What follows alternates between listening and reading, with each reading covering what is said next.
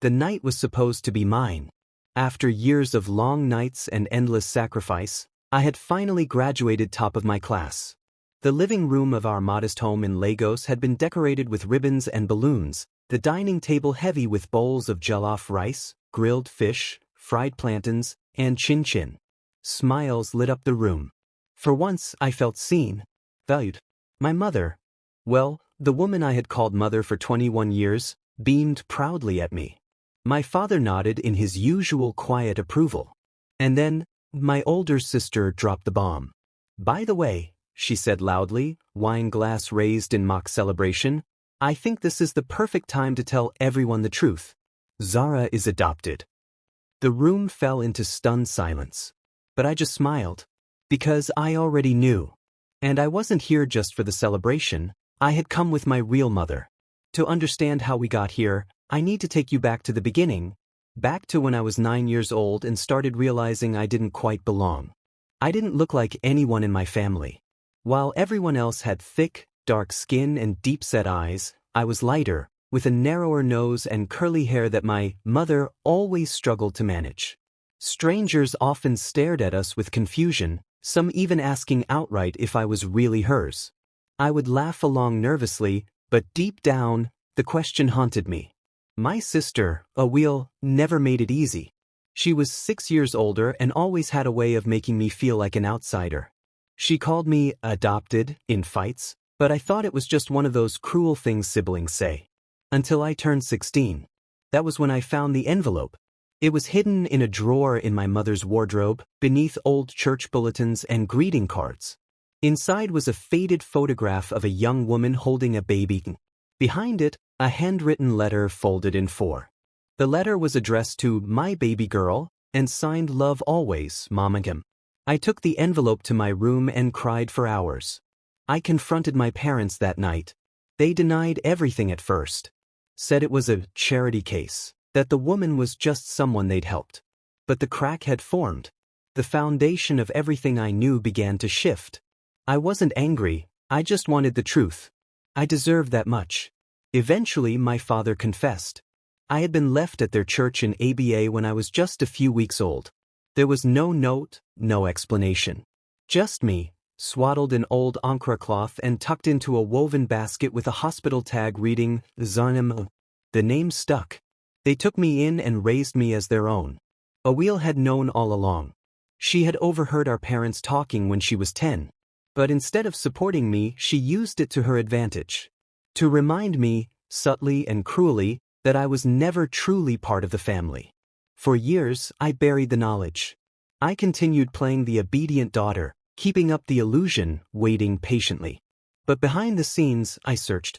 And one day I found her. My real mother. Her name was Nkem Okoye. She lived in Enugu and worked as a seamstress. She had been just 19 when she had me. Her family disowned her, and the man who got her pregnant disappeared the moment he heard the word baby. Desperate, starving, and suffering from postpartum depression, she left me at the church where she had once sought help. For years, she had believed I was lost forever, until I showed up at her shop, clutching the old photo and letter. We both cried that day. She told me everything, and we began rebuilding what we had lost. But I didn't tell my adoptive family. Not yet. I wanted to see how far the lie would stretch. And more importantly, I wanted to see if they ever planned to tell me the truth. Graduation dinner was the perfect stage. Awil, in all her pompous glory, had always craved attention. Maybe she thought ruining my moment would make her feel superior again. But she underestimated me. The moment she announced I was adopted, gasps echoed around the table. My father closed his eyes in shame. My mother dropped her fork. A guest dropped a bottle of malt, shattering it on the floor. But I remained calm. I stood slowly and walked to the front door. And then I opened it. There, dressed in a modest pink wrapper, stood a woman whose eyes mirrored mine exactly. "My name is Nkem Okoye," she said, voice trembling but firm. "I'm Zara's birth mother. And I came to celebrate my daughter." You could hear a pin drop. The silence that followed was unbearable. My adoptive mother sat frozen, her mouth slightly open, as if she'd forgotten how to breathe. My father looked down at his plate, his shoulders heavy with a shame he could no longer hide. And a wheel, my sister, well, her smirk melted away faster than an ice cube in harmattan heat. My biological mother, stepped in shyly, clasping her purse tightly in front of her. She didn't look like someone who wanted to start a war. She looked like someone who had waited 21 years for peace. I didn't come here to cause trouble, she said gently. I only came because my daughter invited me. She asked me to be present on one of the most important days of her life. I stood next to her and gently took her hand. I wanted you all to meet her. Since the truth was going to come out eventually, I figured it might as well happen tonight. A wheel blinked rapidly, clearly not expecting this turn of events. Wait, you knew? Yes, I said, keeping my voice steady. For years. I found the letter when I was 16. She looked stunned.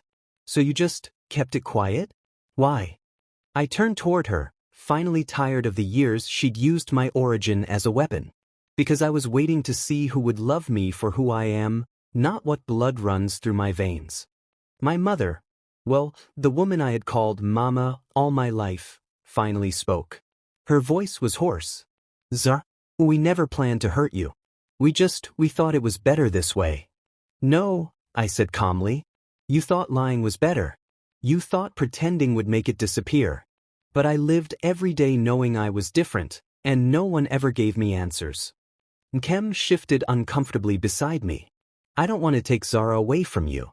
You raised her. You gave her a home. But she has a right to know where she came from, and so do you. She reached into her purse and pulled out a smaller photo, one I hadn't seen before. It was a picture of her and my birth father. He was young, with dark, intelligent eyes and a dimple on one cheek. He looked proud. He died in a car accident 5 years ago, she said quietly. He didn't even know I had you. I was too afraid to tell him. I swallowed hard. A part of me had always fantasized about finding my real father someday. Now that door was closed forever. Why didn't you come looking for me? My adoptive mother asked suddenly. Her voice was hard, almost accusatory. I did, Nkem said, meeting her eyes. I went to the church weeks after I left her there. But the priest told me a family had already taken her. They refused to give me your names. I wrote letters. I begged. Nothing came. For a second, the room was silent again. And then my father stood up. We should have told her the truth, he said softly. I've carried the guilt for too long. It wasn't fair. To any of us. My adoptive mother looked like she might cry. A wheel simply picked up her wine glass again and downed it in one gulp. Congratulations on your graduation, my father continued, walking toward me. No matter where you came from, Zara, you'll always be my daughter. But I understand now that part of love is truth. And we failed at that. I nodded slowly. I could see the effort in his eyes. The sorrow. The honesty. My mother, touched my shoulder gently. You don't have to choose, Zara. You can have both. I just want to know you. As a friend. As a mother, if you'll let me. The room was no longer tense. It was simply still. Like the aftermath of a storm. Broken branches, yes. But fresh air. I looked around the table, at the family who raised me, and the mother who birthed me, and I smiled. I've spent my whole life feeling like I didn't fit, I said. But tonight, for the first time, I feel whole. And that was the beginning, not of a perfect story, but of an honest one.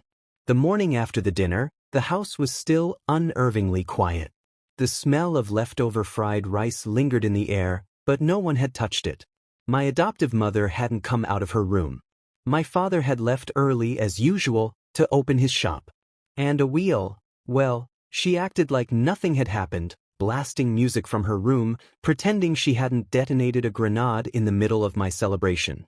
I stepped outside for fresh air and found Kem sitting on the bench under the mango tree. She had spent the night in a nearby guest house, but I had invited her to come back in the morning.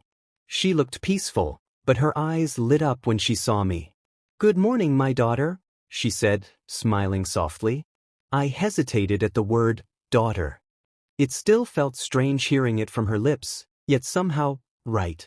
Good morning, Mama Kem, I replied, sitting beside her. You slept okay? I did. But I kept replaying everything in my mind, she said. Do you regret bringing me yesterday? No, I answered without hesitation. If anything, I regret not doing it sooner. She reached into her bag and handed me a small box.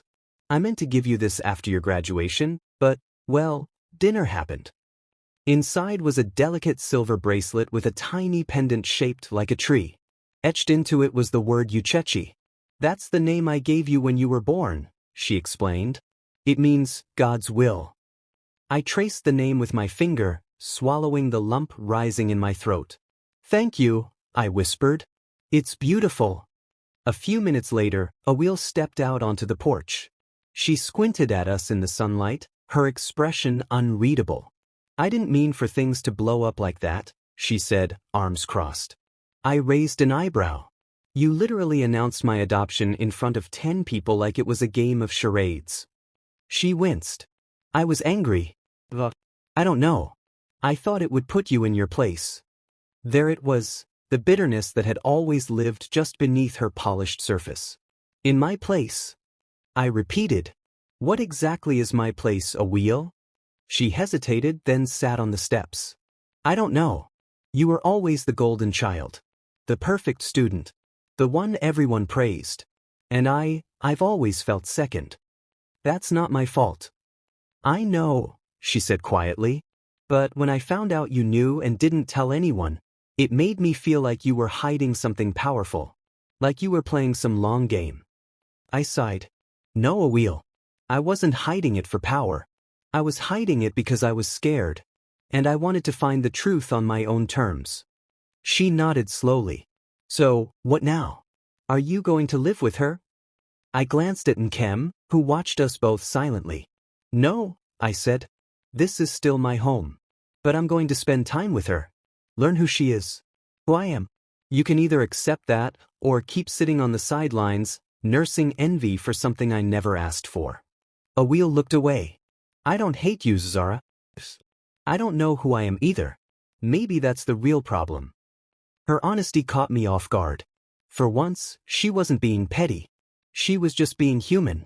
Then maybe we both have some discovering to do, I said gently. You've always seen me as a threat.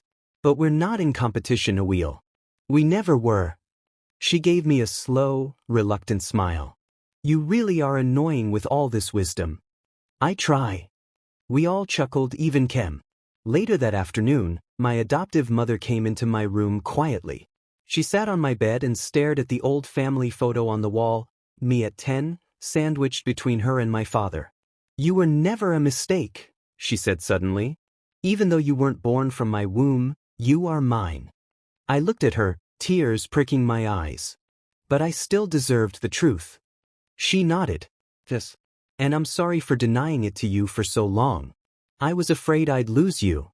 You didn't, I said softly. But you almost did. She held my hand tightly. I want to meet her properly. The woman who brought you into this world. That surprised me. Really? Yes. If she helped shape the person you've become, then I owe her a thank you. I smiled. She'd like that. A week later, the most unexpected scene unfolded in our living room.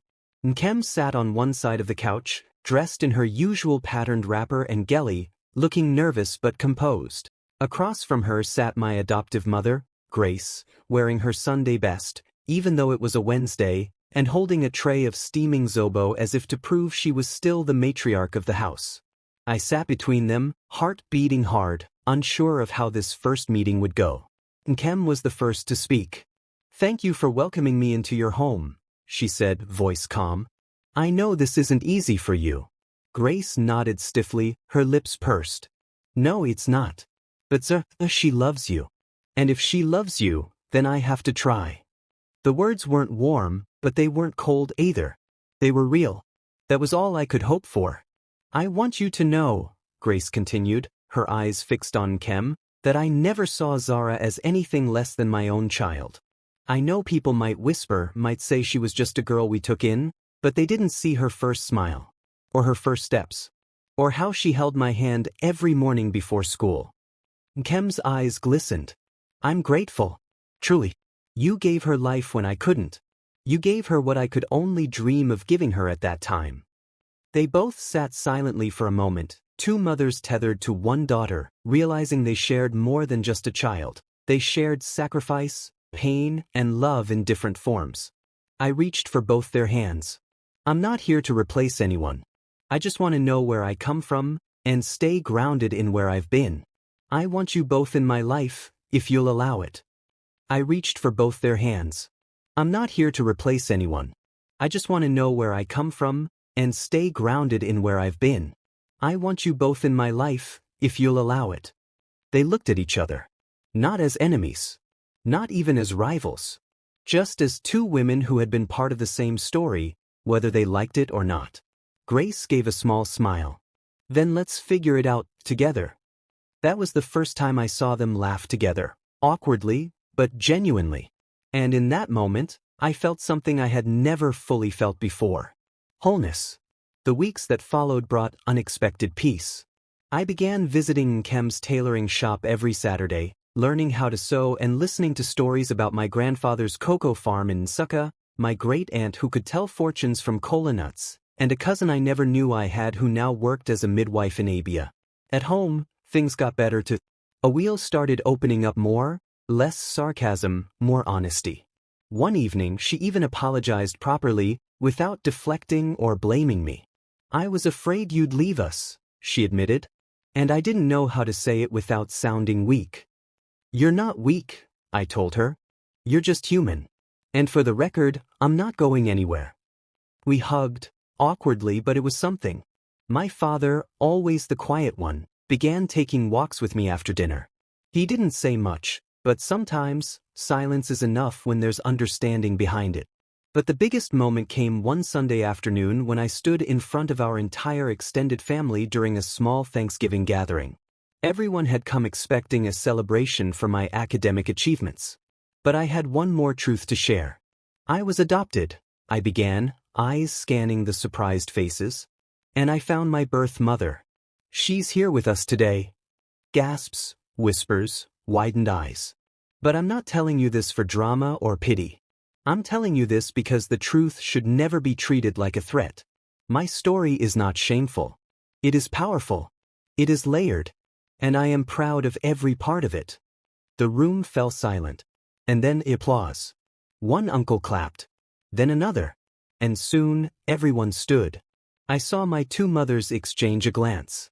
Not one of rivalry, but of mutual respect. My story isn't a fairy tale. It's not neat or perfect.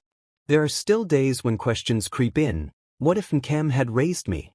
What if a wheel had shown love sooner? What if Grace had told me the truth from the beginning? But life doesn't give us clean pages.